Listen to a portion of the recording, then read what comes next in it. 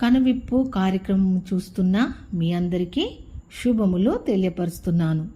ఈరోజు 10 ఆజ్ఞల గురించి దేవుడు మోషే ప్రవక్త ద్వారా 10 ఆజ్ఞలను మనకు ఇచ్చి ఉన్నాడు. నిర్గమకాండము 20వ అధ్యాయము 1వ వచనములో వ్రాయబడి ఉన్నాయి. మొదటి ఆజ్ఞగా, నీ దేవుడనైన యెహోవాను నేనే, నేను తప్ప వేరొక దేవుడు నీకు ఉండకూడదు అని తెలియపరుస్తున్నాడు. దేవుడు నాకు తోడుగా, దేవుడు నాకు నీడగా, దేవుడు నాకు తోడుగా, దేవుడు నాకు నీడగా, నన్ను విడువడు ఎడబాయడు ఎన్నడు, నన్ను విడువడు ఎడబాయడు ఎన్నడు, నాడు ఉన్నవాడు చాలా గొప్పవాడు, నాడు ఉన్నవాడు చాలా గొప్పవాడు, నాడు దేవుడు నాకు తోడుగా, దేవుడు నాకు నీడగా.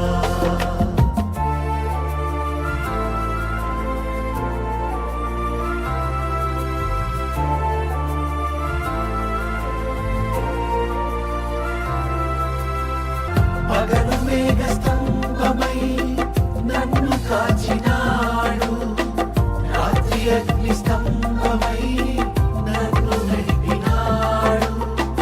పగలు మేఘ స్తంభమై నన్ను కాచినాడు, రాత్రి అగ్ని స్తంభమై నన్ను నడిపినాడు.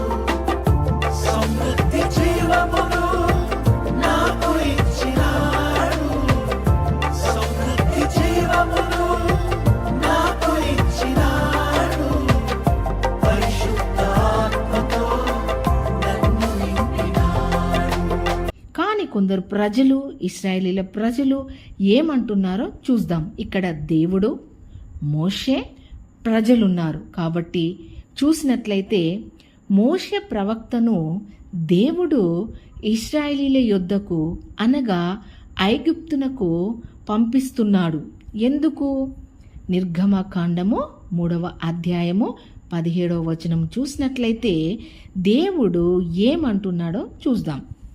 నా ప్రజల బాధను నిశ్చయముగా చూచితిని, పనులలో తమ్మును కష్టపెట్టు వారిని బట్టి వారు పెట్టిన మొరను వింటిని, వారి దుఃఖములు నాకు తెలిసేయున్నవి.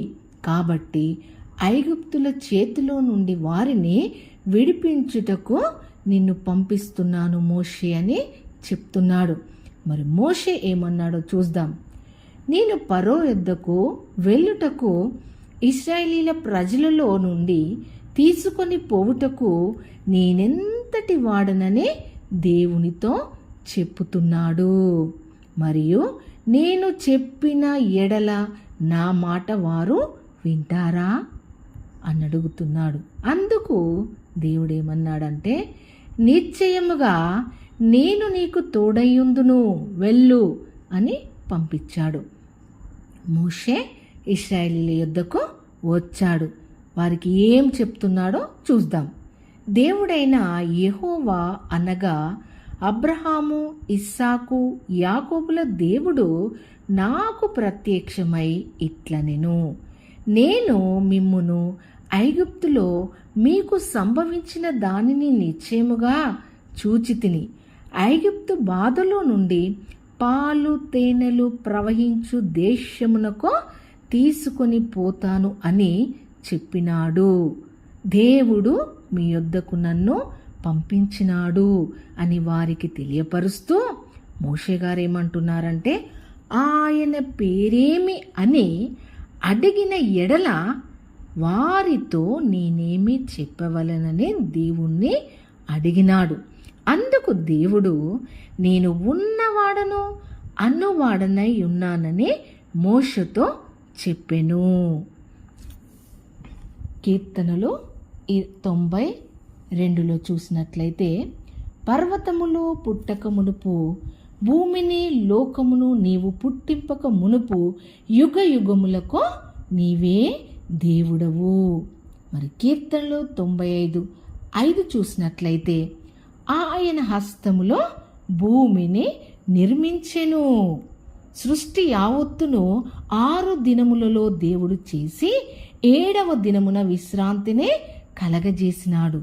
దేవుడైన యెహోవా నీల మట్టిని తీసి నరుని చేసి వాని నాసిక రంధ్రములలో జీవవాయును ఊదగా నరుడు జీవాత్మ ఆయన. కాబట్టి సృష్టి యావత్తము సృష్టించిన దేవుడు నేనే, నేను తప్ప మీకే దేవుడు ఉండకూడదని దేవుడు తెలియపరుస్తున్నాడు.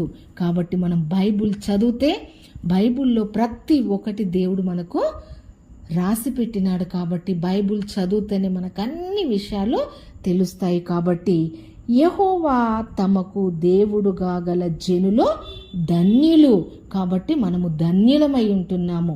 అందుకే నేను తప్ప మీకు ఏ దేవుడు ఉండకూడదు అని తెలియపరుస్తున్నాడు. చిన్న ప్రార్థన చేసుకుందాం. స్తోత్రము స్తోత్రం యేసయ్యా, నీకు వందనములు, స్తుతులు, స్తోత్రములు తండ్రి. ఈ దినమున నీ దేవుడనైన యెహోవాను నేనే, నేను తప్ప నీకే దేవుడు ఉండకూడదని నాయన మొదటి ఆజ్ఞ ద్వారా మాకు తెలియపరిచినందుకు నీకు స్తోత్రములు చెల్లిస్తూ యేసు నామములో ప్రార్థిస్తున్నాము తండ్రి. ఆమేన్, ఆమేన్, ఆమేన్.